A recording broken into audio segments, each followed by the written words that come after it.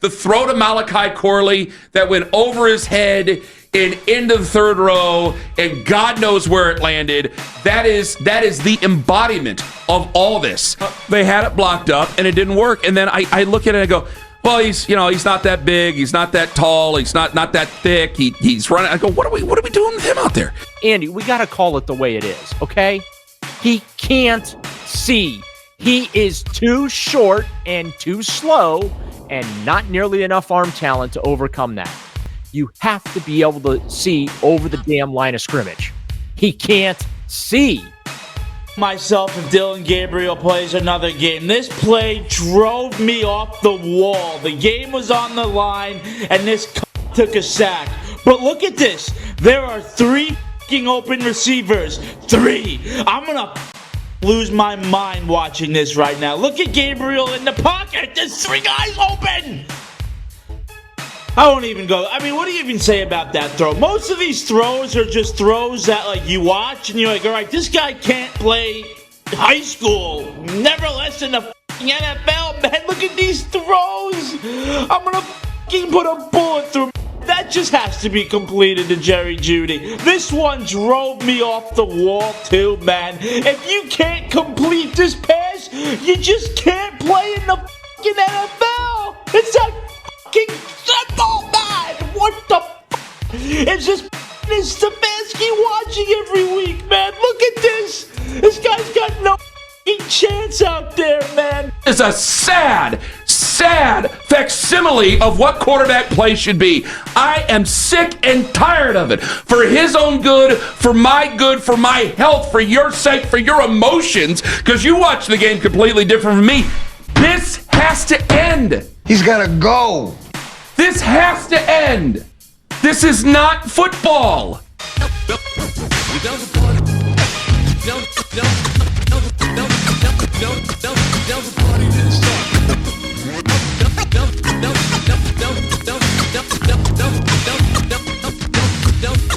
Well, now tuned in to the Dark Times Challenge. And so it finally happened. After the Cleveland Browns had an extra week to prepare for one of the worst teams within all of football, after trading away their 2 best players on defense, Dillon Gabriel came in and did Dillon Gabriel things, and everybody across the board is fed up. I asked Kevin about that after the game because once you're 2-7 and you know you're really not going anywhere, does it start to be time when you think maybe we should see what Shadur Sanders can do with this offense? Obviously, you guys haven't been winning. You're on 5 in the division, and you are 2-7 right now. You got a quarterback in Shadur Sanders who everybody thinks he's really, really good. Keep proving it wrong, Jay. You like that. Shadur Sanders made the entire National Football League look like a whole bunch of petty fools. Or some people don't think he's really, really good. Well, here's what irritates me about the outside narrative that Cleveland is setting him up to fail. They have not done this the right way, all of those things. This man was a 5th-round pick. Yeah, more likely than not, the Browns' 2026 quarterback is not on this roster. I'm very apprehensive of moving on from Gabriel too quickly for Sanders for a couple of reasons. Mainly, first of all, what we saw in the preseason. Gabriel pretty dramatically outplayed him. Let's find out. Do I got to go deep in this draft to get a quarterback, or do I have one? And every time he gets up there in the podium, we're going to stick with Gabriel. Yeah, we're going to stick with Dillon. Obviously, this is a young players that you're always trying to get one game better and those type of things. But we have to play better as an offense. We have to coach better, all the above. But he's not ready to do that yet. There's still 8 games left. I think they still want to see Dillon Gabriel for a while. And then at some point, they're going to throw Shadur in there, and they're going to see what he can do. But I don't know if they want to do it with 8 games remaining on the schedule. But at some point, it is going to happen. And going into this game, I said if Dillon Gabriel came out and played well, in which he should have played well, there was really no excuse for him not to play well. Going against a team that was just decimated, losing their 2 best players on the defensive side of the ball. And everybody knows they're not playing for anything. At this point, I don't even think they're trying to win, at least as an organization. You know, the coaches and the players are going out there, and I'm sure they're trying their best. But as an organization, it's clear that they're not trying to win. Your starting quarterback didn't throw over 60 yards. It was bad. He had 54 yards? He if you really think about it, he had 12 yards on 5 completions outside of the screen. If that's not a clear indication that you're not trying to win, I don't know what is. But somehow, some way, the Cleveland Browns and Dillon Gabriel managed to go out there and have a pedestrian game. I'll be cordial with it. I'll be nice with it. There was a lot going on.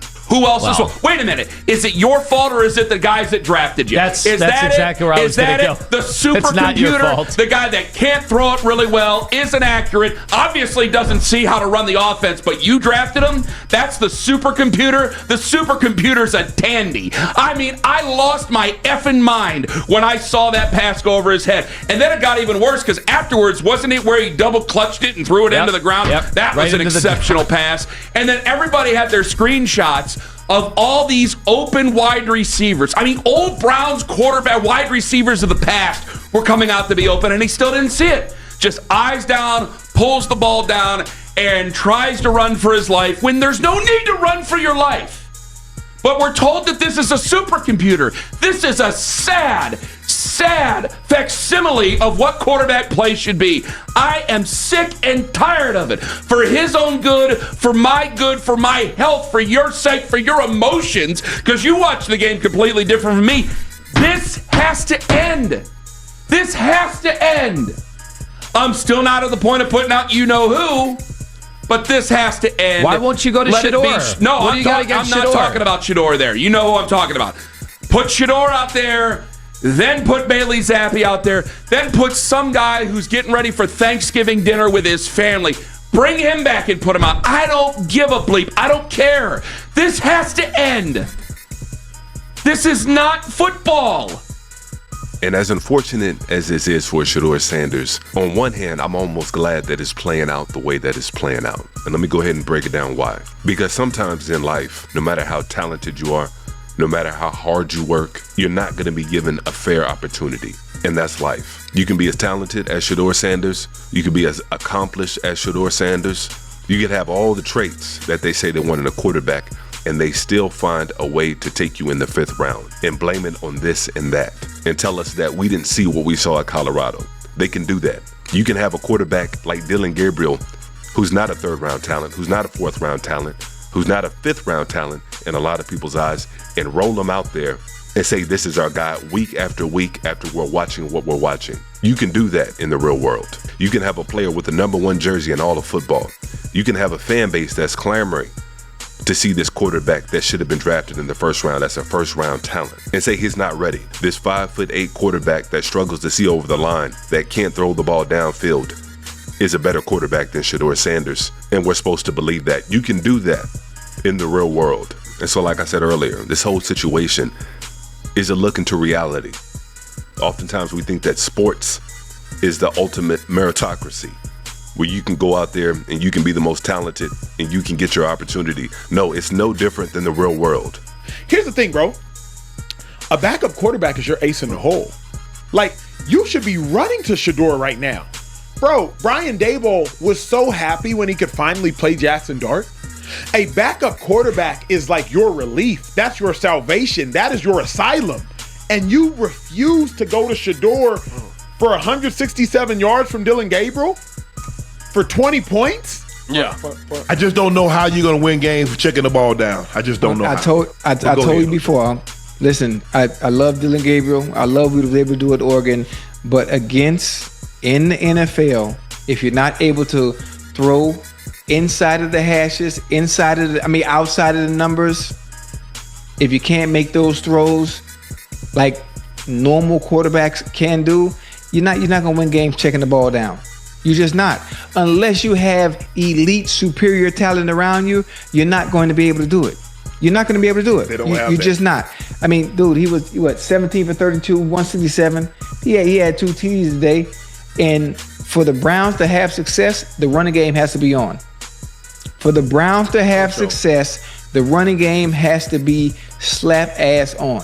It just has to, because that's the only way you're going to be able to fool teams is with play action, low RPO, and stuff like that. But just I at this point, I don't know what Stefanski's going to do. I think he's going to continue to die on this hill because they truly do not want Shedeur to get in there and start. But I will go ahead and say this. It's going to be interesting to see how things play out next week in Cleveland. They got to get Shedeur ready. But they're what does he need to do to be ready? I mean, he's been sitting in the background, and I understand not wanting to pull a rookie quarterback at this point in his career. I get it. I understand it. But this town, I mean, how many people do you think are going to be at the game not wearing Ravens uniforms, Ravens jerseys next week, if they don't decide to start Shadur Sanders next week? Yeah. They had 2 weeks to prep for this game today, and that's what they look like? I mean, I'm flabbergasted is the word I'm using. But again, any chance we see Sanders next week? I don't think so. I think they're going to stay the course because that's what they do. They pride themselves on staying the course, Andy. And I don't feel the least bit sorry for Dillon Gabriel. In the beginning, I sort of did, just because he was under a lot of pressure and something that he really didn't bring on himself. But after looking at the whole situation, after watching him play, after going back, seeing his college scouting report, he didn't deserve to be drafted in the 3rd round. And so he was given an opportunity that most quarterbacks with his level of talent would have never have gotten if it wasn't for Kevin Stefanski trying to keep the ball out of Shadur Sanders' hands. And so I don't feel sorry for him. It is what it is. He's done the most that he can probably do with the opportunity that he was given. And so at this point, I'm like everybody else. Let the chips fall where they may, and let the best man win.